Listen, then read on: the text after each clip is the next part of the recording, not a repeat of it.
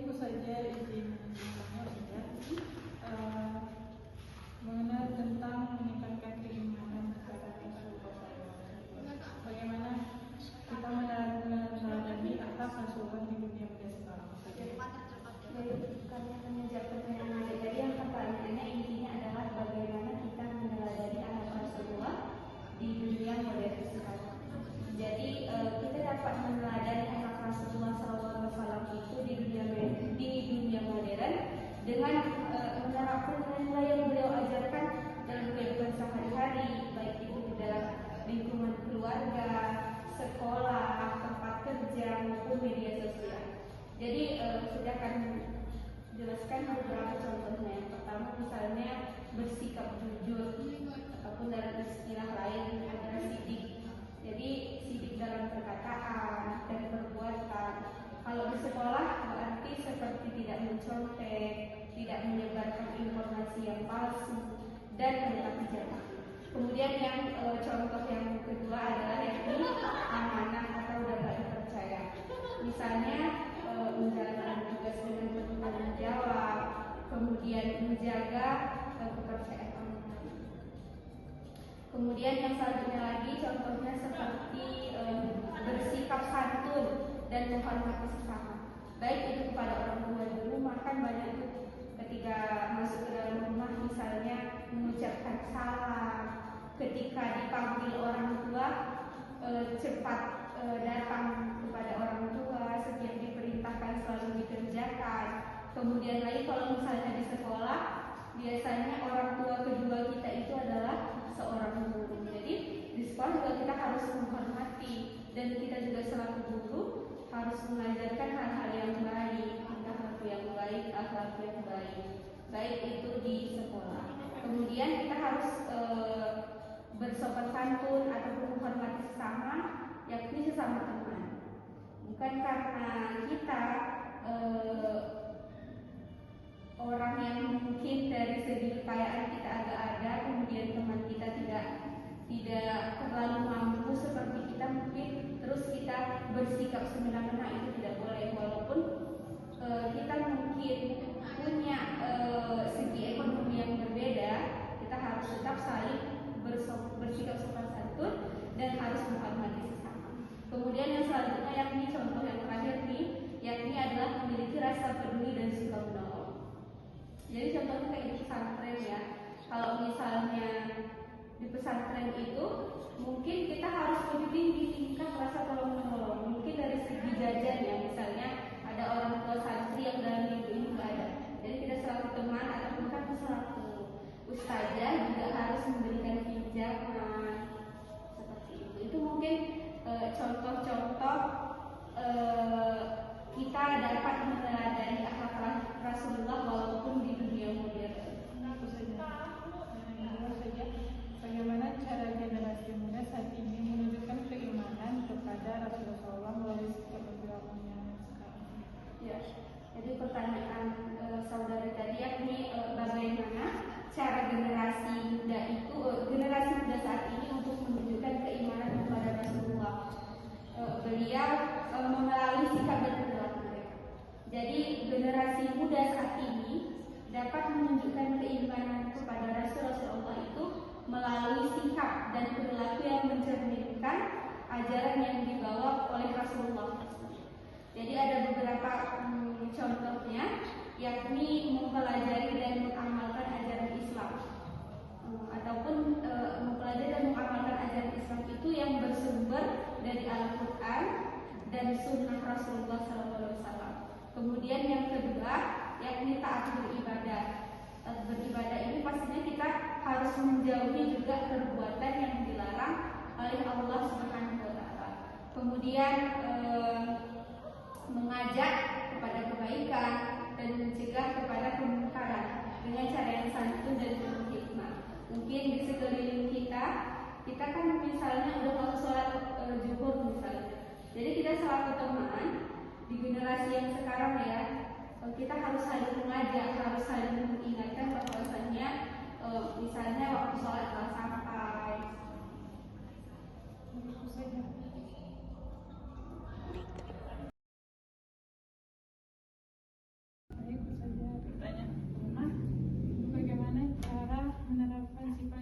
bersahabat dan amanah yang dicontohkan Rasulullah dalam kehidupan beliau sebagai muslim. Gimana cara ya? Ya sudah. Cara menerapkan sifat jujur, sabar, itu saja. Kalau untuk zaman sekarang memang sulit untuk kita ya langsung. Kalau kata-kata jujur mungkin kita sulit untuk melihatnya udah jujur nggak nih ya. Tapi kalau misalnya dari kami sendiri untuk sebagai guru juga, nah itu biasanya kami menerapkannya itu lebih langsung ke praktek ya, dan langsung kepada teladan tentunya. Pernah kan lihat kayak kantin kejujuran? Nah, kantin itu disediakan untuk melihat seberapa jauh murid-murid itu bisa melakukan aktivitas jujur ya. Karena memang sekarang ini kan role modelnya itu kita, dan ketika kita di media juga kan itu dilihat dari mananya kira-kira ya, padahal yang di post apa, yang terjadinya apa gitu ya. Nah itu yang sering terjadi. Kalau di sini lebih ke praktek langsung, melihat aktivitasnya langsung, kemudian yang pasti dengan cara teladan dari guru-guru benar. Kan itu. Pertanyaan kedua, bagaimana cara kita menumbuhkan rasa cinta kepada Rasulullah melalui perilaku dan kebiasaan kita sehari-hari? Oke, kalau untuk menumbuhkan cinta sebenarnya kita harus mengenal dulu ya. Makanya penting bagi kita untuk menyadarkan, kalau di kalangan kami juga kami kaitkan ke guru, itu lebih ke bagaimana anak-anak itu membaca sirah nabawiyah dulu. Kenapa? Karena untuk kita mencintai sesuatu itu kita perlu mengenal dulu. Dengan mengenal cara apa? Ya pastinya dengan cara membaca apapun itu tentang Rasulullah, dan sebagai guru kita juga harus menerapkan apa-apa yang disunahkan oleh Rasulullah. Seperti misalnya kebiasaan-kebiasaan di sekolah itu memang disusun sedemikian rupa, itu memang menurut apa yang disunahkan Rasulullah, sehingga dengan tidak langsung mereka itu mempraktikkan cara-cara Rasulullah ya, apapun aktivitas Rasulullah. Dan dengan tidak langsung ketika kita sudah tahu mengenal seseorang ya, pasti kita itu akan lebih nyaman kan, kita itu lebih sayang. Nah, dan itu juga ditumbuhkan kepada murid atau siapapun itu, ya, kenali dulu orangnya, pahami dulu, dan lihat apa saja yang perlu dilakukan. Nah, cara kita itulah untuk menumbuhkan cinta kepada Rasulullah itu. Itu saja. Oke, ya sama-sama.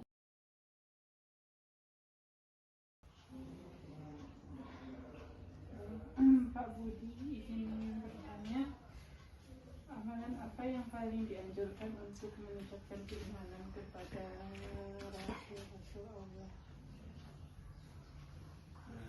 Baik, ada memang pertanyaan yang sering ditanyakan oleh muslim atau muslimah terkait dengan amalan apa yang dapat meningkatkan keimanan kepada Rasulullah. Yang pertama sekali kita sampaikan adalah iman itu adalah perbuatan hati. Letak iman itu di dalam hati. Iman itu artinya percaya, percaya. Karena letaknya di dalam hati, kepercayaan itu memungkinkan untuk berada dalam dua keadaan. Kadang dia naik, kadang dia turun. Terkait dengan pertanyaan yang Marlina tanyakan, bagaimana agar keimanan kepada Rasul itu bisa meningkat, ada beberapa poin penting yang harus dipahami seseorang. untuk meningkatkan iman kepada Rasul. Yang pertama, ya pastinya yang pertama sekali mengenal sosok Rasulullah secara historis dan secara perjuangan. Jadi kenali sosok Rasulullah, itu yang pertama sekali. Itu seperti yang diucapkan orang kan, tak kenal maka tak sayang. Jadi tak kenal Rasulullah maka tak beriman kan. Semakin kita mengenal Rasul, semakin kita beriman. Itu yang pertama. Apa tadi? Yang pertama, mengenali sosok secara historis dan perjuangan. Itu yang pertama itu kalau mau meningkatkan iman. Jadi kenal Nabi itu secara silsilah, Muhammad bin Abdullah bin terus seterusnya, terus lahirnya, tinggalnya, baru setelah itu mengenal perjuangannya. Itu yang pertama ya. Udah tulis tadi? Udah di ya. Yang kedua, mempelajari dan membenarkan apa yang dibawa Rasul. Apa yang dia bawa? Islam, ajaran Islam. Pelajari. Dipelajari, kemudian cocokkan dengan kehidupan kita. Yang dibawanya betul nah? Contoh, apa yang dibawa Rasulullah? Tentang tauhid. Tauhid itu mengesahkan Tuhan. Berarti alam semesta ini hanya akan damai kalau diatur oleh satu Tuhan. Kan? Pak bayangkan kalau satu dunia ini diatur oleh 3 Tuhan atau 2 Tuhan, ribut nggak? Ribut. Makanya Rasul mengajarkan kita beriman kepada Allah satu saja, itu mempelajari apa yang dia bawa.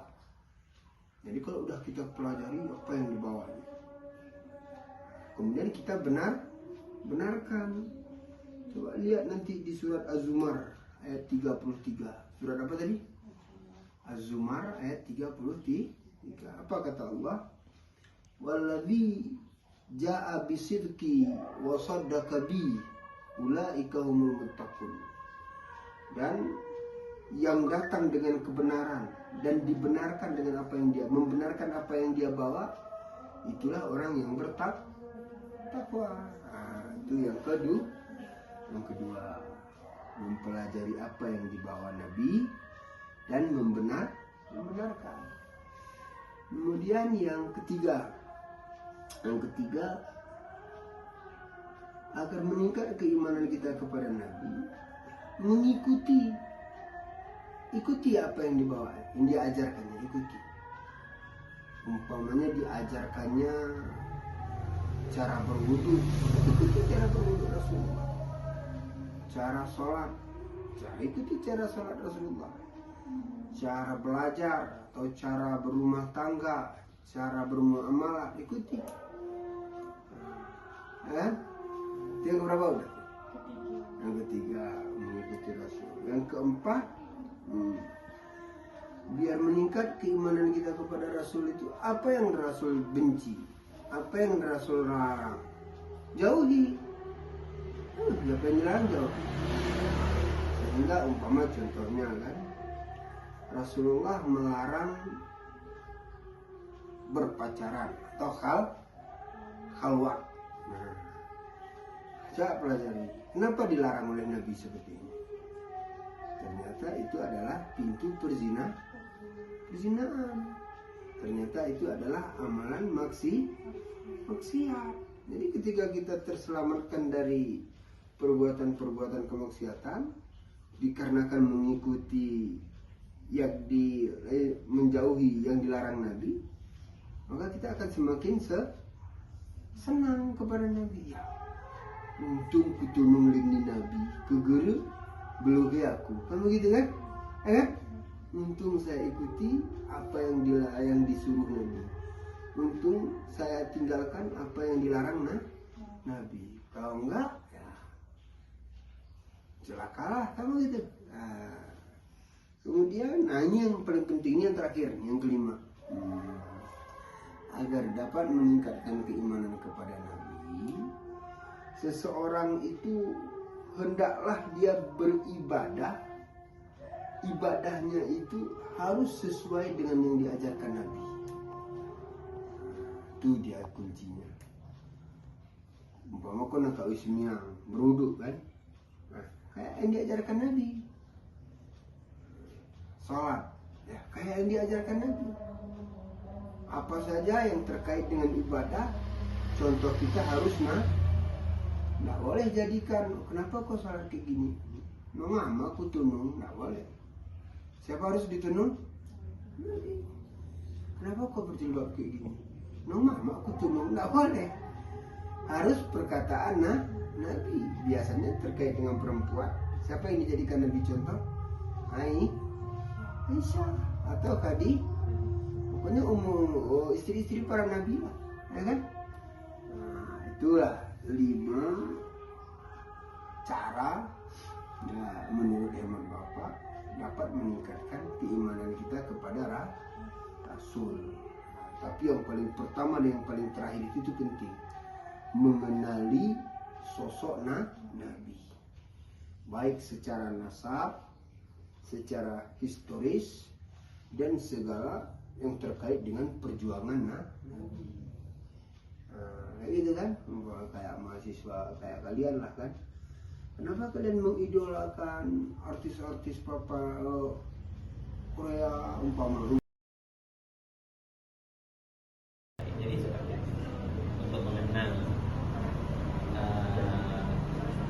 untuk meningkatkan keimanan kepada Rasulullah, yang pertama sekali yang paling penting adalah dengan mempelajari sejarah kehidupan beliau melalui buku-buku bacaan sirah nabawiyah, mempelajari bagaimana kehidupan beliau, bagaimana perjuangan beliau, bagaimana cinta beliau kepada kita.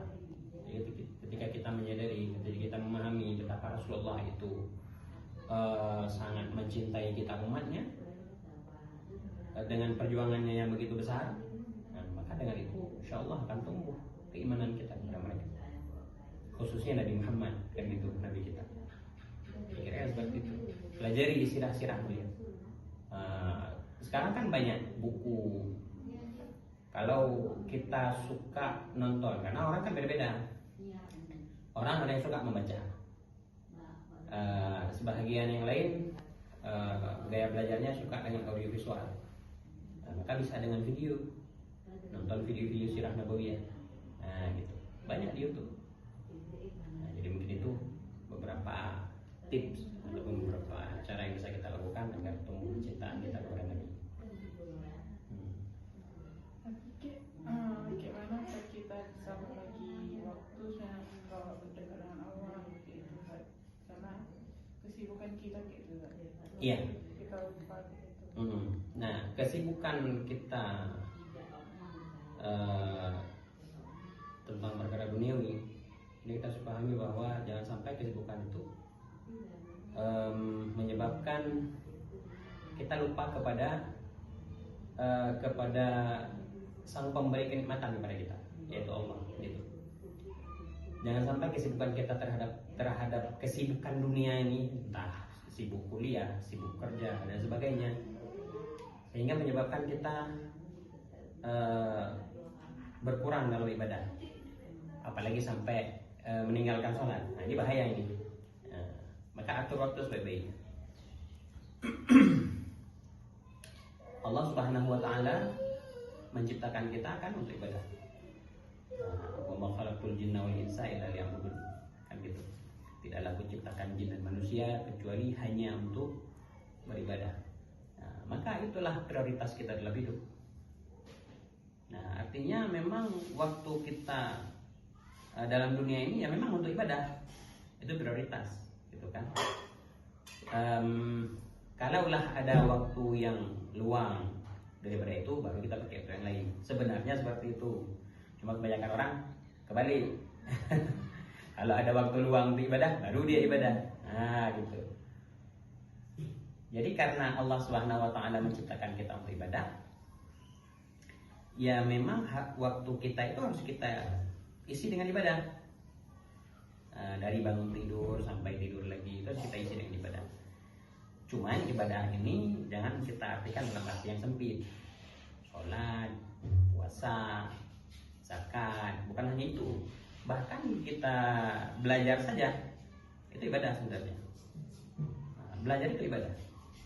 Kemudian bekerja untuk mencari nafkah yang halal itu juga ibadah.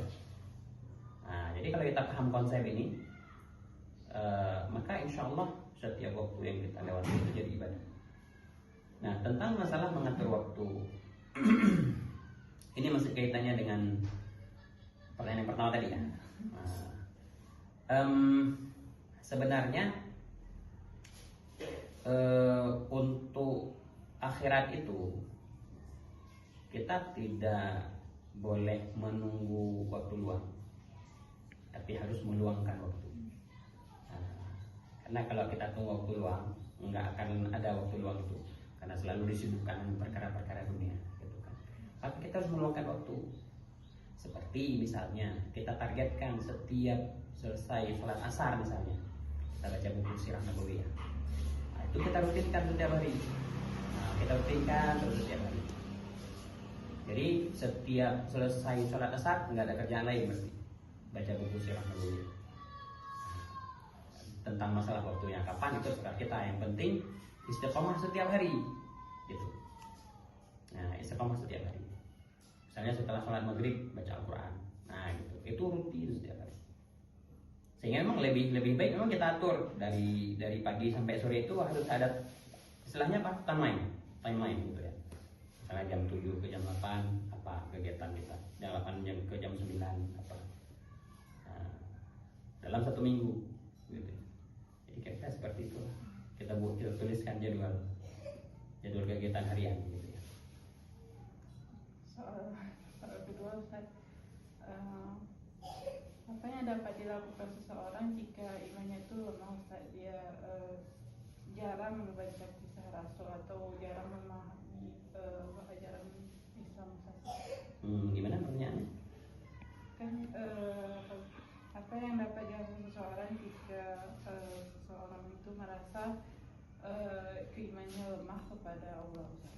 Karena jarang membaca sirah nabawiyah dan kurang memahami ajaran agama, Ustaz. Itu bagaimana, Ustaz? Ketika iman kita lemah, ada satu hadis dari Nabi Sallallahu Alaihi Wasallam. Nabi pernah bersabda, "Jaddidu imanakum." Jaddidu imanakum. Nabi bersabda kepada para sahabat, "Jaddidu imanakum." Perbaharui iman kalian. Kemudian sahabat bertanya, bagaimana kami memperbarui iman kami? Kata Nabi, "Jaddidu imanakum biqauli la ilaha illallah." Jadi salah satu amalan yang sangat baik dan dianjurkan oleh Nabi untuk menambah keimanan kita adalah dengan memperbanyak zikir la ilaha illallah. Itu salah satu amalan ya. Amalan untuk memperbaharui ataupun meningkatkan iman kita. Ya, karena zikir ini juga la ilaha illallah itu bagian dari zikir, gitu ya. Sementara zikir itu memang satu amalan yang memang diperintahkan bahkan bukan hanya oleh Nabi, tapi oleh Allah sendiri dalam Al-Quran. Uzkurullaha dzikran katsiran. Banyak ayat Al-Quran yang memang memerintahkan kita untuk memperbanyak zikir. Kenapa kita dianjurkan untuk berzikir? Kaitannya dengan keimanan kita kepada Allah. Karena zikir itu sasarannya adalah hati kita. Jadi kadang-kadang iman kita itu lemah ya karena hati kita ini disibukkan dengan hal-hal perkara duniawi. Hati kita yang masuk dalam hati kita adalah kesibukan yang sifatnya duniawi. Ya, sehingga ketika hati kita dipenuhi oleh perkara duniawi, maka tempat akhirat nggak ada lagi dalam hati kita. Gitu kira-kira. Nah, maka zikir ini fungsinya adalah untuk mengosongkan hati kita dari perkara-perkara duniawi. Nah, zikir itu tujuan utamanya adalah untuk membersihkan hati kita. Nah, gitu. Membersihkan hati kita dari perkara-perkara selain daripada perkara akhirat. Sehingga dengan memperbanyak zikir, maka mudah-mudahan Allah akan membersihkan hati kita sehingga kita menambah keimanan kita kepada Allah. Karena Nabi juga pernah bersabda, ala inna fil jasad mudghah, fa idza salahat salaha al jasad kulluhu wa idza fasadat fasada al jasad kulluhu, ala wa ya al qalbu. Jadi kata Nabi, dalam jasad manusia itu ada segumpal daging, yang kalau segumpal daging ini baik maka akan baiklah seluruh anggota tubuhnya. Kalau segumpal daging ini buruk maka akan buruklah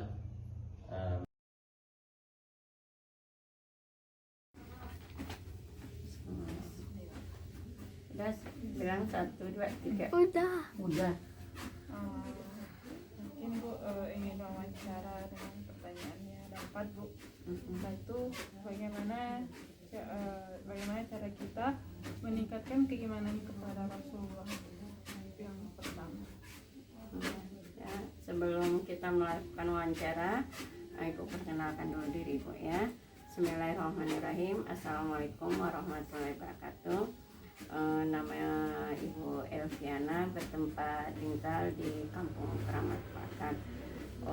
Di sini Ibu akan mencoba menjawab pertanyaan dari Anda ya. Itu apa namanya? Bagaimana meningkatkan ya keimanan kepada Nabi Muhammad gitu maksudnya. Itu yang pertama itu yaitu dengan mempelajari sirah Nabawi itu atau sejarah kehidupan Rasulullah. Itu apa gunanya? Supaya kita lebih mengenal Rasulullah itu, yaitu perjuangannya, akhlaknya, keteladannya. Itu salah satunya itu ya kan, kita mempelajari sirah Nabawi itu kan, bagaimana akhlak Rasulullah tersebut, bagaimana sikap dia, bagaimana perjuangan dia dalam memperjuangkan Islam ini itu kan. Itu salah satunya supaya kita lebih cinta, lebih dekat kepada Rasulullah itu. Yang kedua itu dengan kita memperbanyak salawat ya kan. Kalau sebagian ada mengatakan kita itu supaya nanti di akhirat kita dipanggilnya itu ke surga karena kita dibantu dengan salawat tersebut, itu dengan memperbanyak salawat kepada Rasulullah. Kemudian kita itu juga untuk cara kita meningkatkan keimanan kita itu yaitu dengan mengamalkan apa yang diajarkannya, seperti dalam kehidupan sehari-hari itu seperti pelaksanaan sholatnya, ibadahnya kayak gitu kan. Kemudian dia itu kan orangnya al-amin ya, jujur. Bagaimana kita itu supaya lebih dengan bersikap jujur, berarti kita juga mencontohkan Rasulullah tersebut gitu. Dan keempat itu dengan kita membaca hadis-hadis surah Nabawiyah gitu kan, membaca atau memahami hadis-hadis yang telah diajarkan oleh Rasulullah. Kan banyak itu hadis-hadis seperti hadis tentang bagaimana menuntut ilmu gitu kan. Kita pelajari hadis-hadis itu, kita pahami supaya kita jangan salah melaksanakannya. Karena kan hadis itu kan kita ketahui banyak ada beberapa macam hadis, seperti hadis sahih, hadis dhaif, hadis ada beberapa hadis yang lainnya. Jangan sampai kita salah memilih hadis tersebut gitu kan. Jadi kita juga kalau kita memang ingin meningkatkan keimanan kita, percaya kita pada Rasulnya, itu salah satunya juga dengan itu mempelajari hadis-hadisnya gitu kan.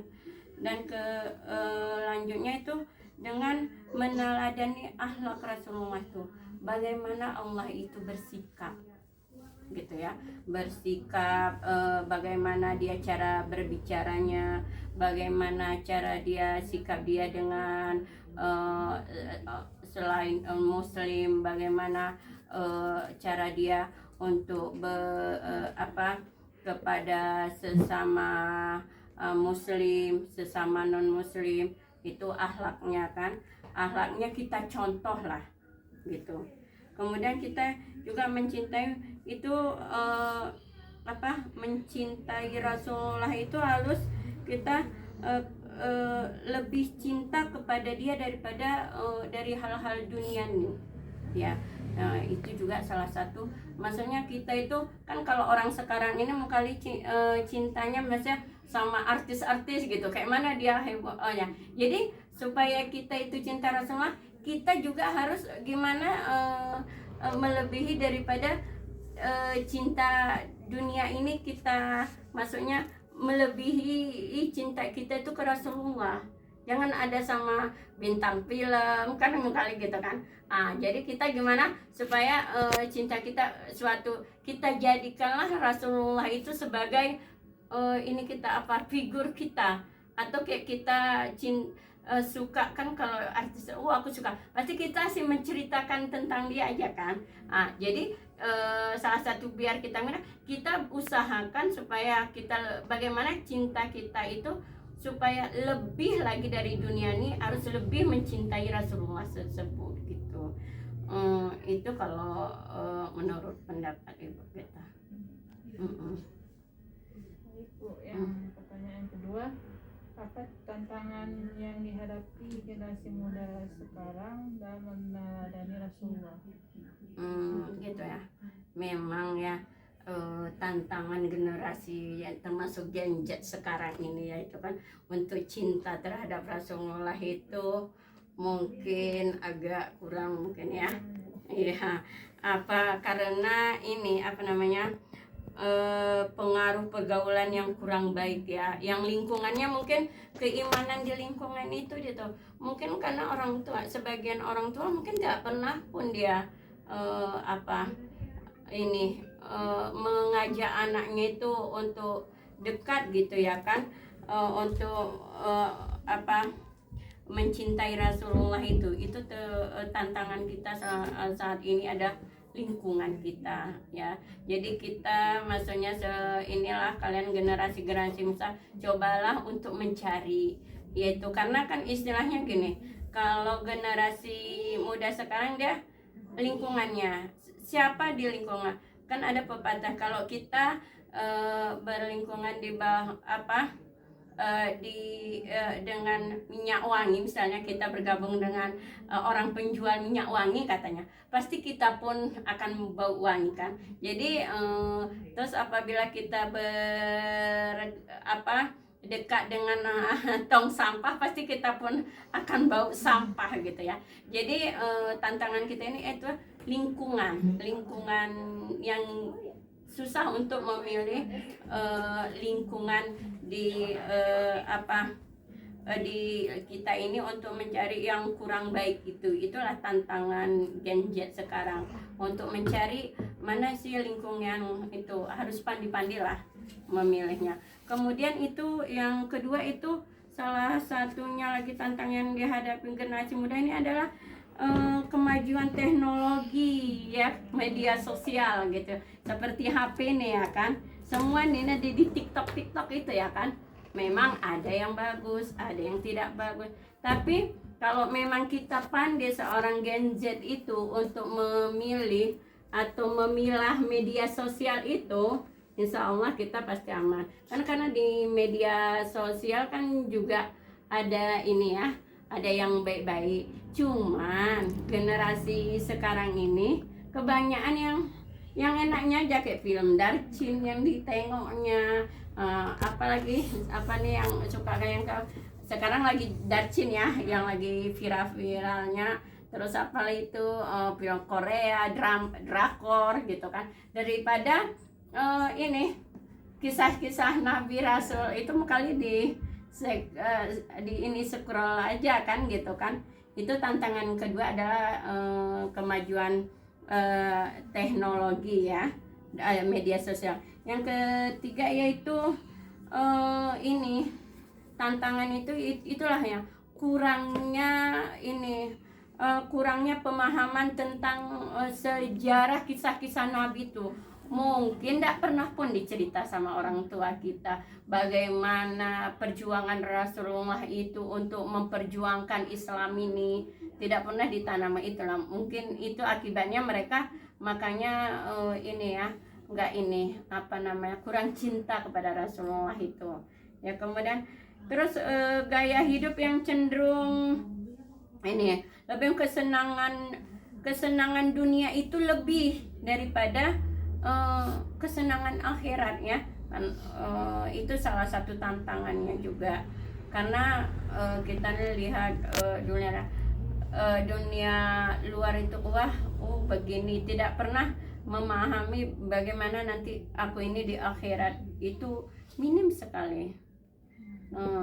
Itu merupakan tantangan juga ya kan, tergantung dari lingkungan yang terkadang menganggap perilaku sesuatu sunnah itu sesuatu bilangnya ajaran Islam itu kuno. Karena ini kebetulan kita aja tinggal di Aceh karena wajib pakai jilbab ya.